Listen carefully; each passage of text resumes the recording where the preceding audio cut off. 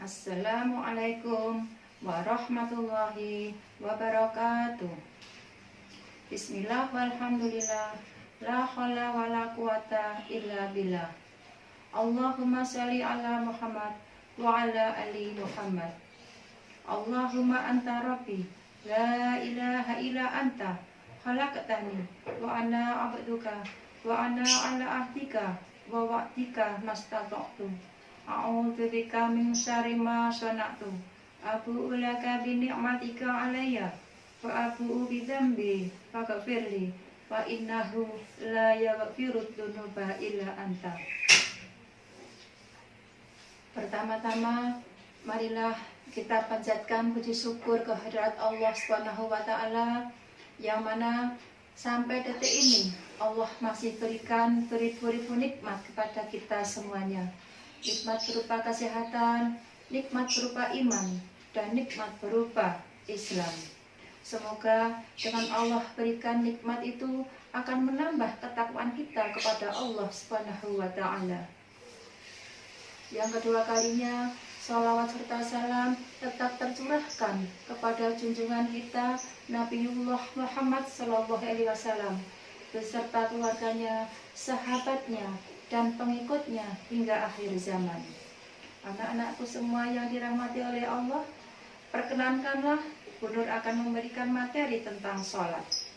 Namun sebelumnya, mari kita bersama-sama ikuti Bu Nur untuk menyanyi sholat fardu. Sholat fardu 5 waktu, subuh, zuhur, asar, maghrib, dan isya. Ayo semua kita sholat sehari 5 waktu. Subuh pada pagi hari, zuhur pada siang hari, asar pada sore hari, maghrib itu menjelang malam, isya pada malam hari. Sholat fardu 5 waktu. Nah, anak-anakku sekalian, semuanya yang dirahmati oleh Allah, sholat fardu 5 waktu, mulai dari sholat subuh, sholat duhur, asar, maghrib, dan isya. Kenapa sih sayang? Kita kok diwajibkan untuk sholat? Kenapa? Nah, dalam firman Allah, surat Al-Dhariyat ayat 56, Allah berfirman, A'udzu billahi minasyaitonir rajim. Bismillahirrahmanirrahim. Wa ma khalaqtul jinna wal insa illa liya'budun. Yang artinya, tidaklah aku ciptakan jin dan manusia kecuali hanya untuk beribadah kepadaku. Nah, Allah ciptakan kita semuanya tidak lain hanya untuk beribadah kepada Allah. Nah, salah satu ibadah kita yang langsung berhubungan dengan Allah adalah sholat. Oleh karena itu, anak-anakku semuanya dirahmati oleh Allah, mari kita perbaiki sholat kita. Maka perhatikan 3 hal. Yang pertama, kalau kita mau sholat, kita berwudu. Apakah wudu kita sudah sesuai dengan tuntunan Rasulullah SAW atau belum? Kita sempurnakan wudu kita, wudu dengan yang bagus. Yang kedua, baju yang kita pakai, apakah sudah suci? Yang ketiga, tempat sholat kita, apakah juga sudah suci? Nah, dari ketiga hal ini tadi, maka kita perhatikan. Dengan kita merhatikannya, maka kita akan melakukan sholat yang sempurna. Nah, sholat merupakan ibadah yang berhubungan langsung dengan Allah. Kita berkomunikasi langsung dengan Allah. Oleh karena itu, sholat kita harus yang khusyuk. Sholat yang benar-benar yang membuat diri kita bisa berhubungan langsung dengan Allah. Kita sholat mulai dengan takbiratul ihram, Allahu Akbar, dan diakhiri dengan salam. Anak-anakku semuanya yang dirahmati oleh Allah, kita menjalankan ibadah sholat, bacaan demi bacaan, kita berusaha untuk bisa memahaminya. Dalam surat Al-Fatihah yang kita baca, maka Allah akan menjawab ayat demi ayat. A'udzubillahi minasyaitonirrajim. Bismillahirrahmanirrahim. Alhamdulillahi rabbil alamin. Maka Allah akan menjawab, hambaku memujiku. Ar-Rahmanir-Rahim. Allah menjawab, hambaku menyanjungku. Maliki yaumiddin. Allah menjawab, hambaku mengagung-agungkanku. Iyyaka na'budu wa iyyaka nasta'in. Allah menjawab, inilah perjanjian antara aku, kata Allah, dengan hambaku.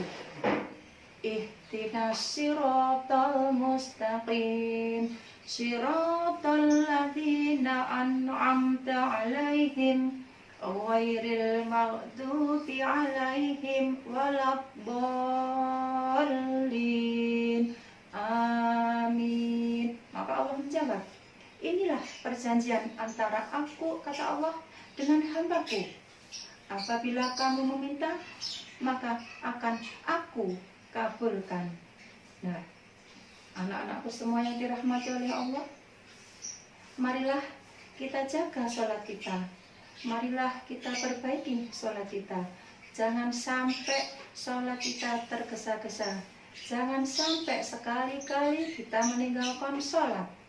Karena sholat, amal yang pertama kali yang akan dihisab oleh Allah Subhanahu wa Ta'ala.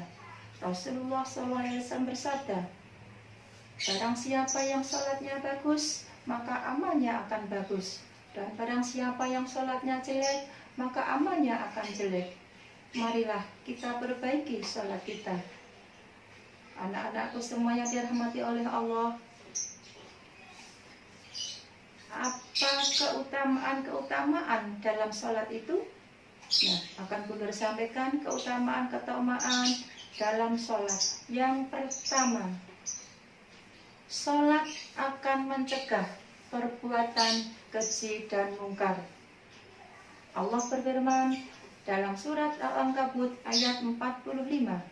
A'udzubillahi minasyaitonirrajim. Bismillahirrahmanirrahim. Utlu ma u'iyah ilaika minal kitabi wa aqimis shalah. Innas sholata tanha 'anil fahsya'i wal munkar. Wa la dzikrullahi akbar. Wallahu ya'lamu ma tasna'un. Ditegaskan di sini, innas sholata tanha 'anil fahsya'i wal munkar. Nah, sesungguhnya sholat itu akan mencegah perbuatan keji dan mungkar. Apabila sholat kita sudah bagus, sholat kita sudah sesuai dengan tuntunan Rasulullah, sholat kita sudah membekas pada diri kita, insya Allah kita tidak akan melakukan keji dan mungkar. Yang kedua, sholat sebagai penolong. Firman Allah dalam Quran surat Al-Baqarah ayat 45.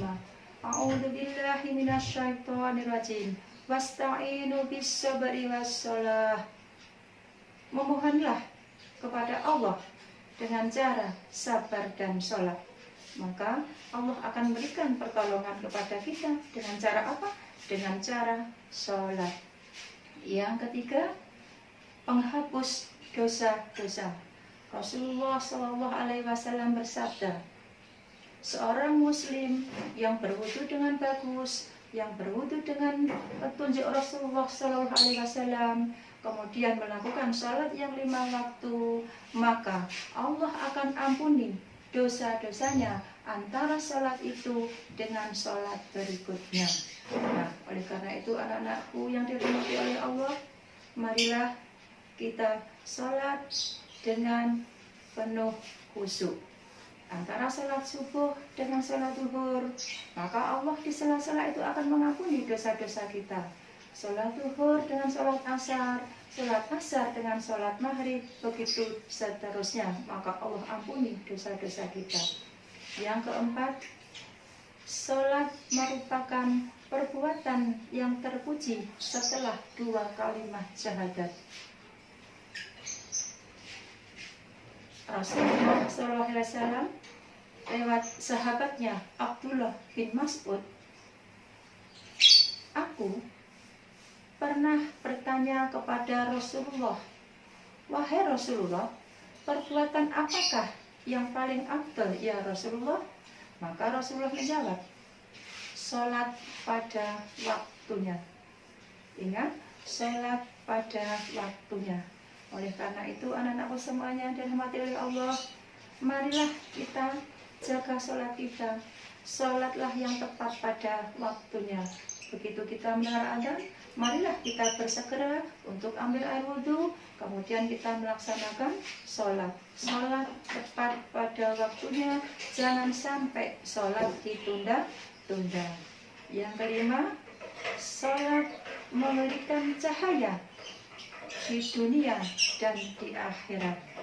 Rasulullah SAW bersabda, barang siapa yang menunaikan ibadah sholat fardu, maka Allah akan memberikan cahaya di hari kiamat. Wassalatu wan nur, wassalatu wan nur, wassalatu wan nur. Sholat adalah cahaya. Oleh karena itu, marilah anak-anakku semuanya yang dirahmati oleh Allah, mari kita jaga sholat kita, mari kita perbaiki sholat kita. Sholatlah dengan yang sungguh-sungguh. Dengan sholat maka akan menghapus dosa-dosa kita. Semoga Allah Subhanahu wa Ta'ala memberikan kepada kita keistiqomahan untuk menjalankan ibadah sholat. Anak-anakku semua yang dirahmati oleh Allah, inilah yang dapat Bunda sampaikan. Mudah-mudahan ilmunya bermanfaat dan akan membawa kebaikan kita di dunia dan di akhirat. Bu Nur minta maaf apabila ada kekurangannya, datangnya dari Bu Nur sendiri, dan apabila ada kelebihannya, datangnya dari Allah Subhanahu wa Ta'ala. Fastabiqul khairat.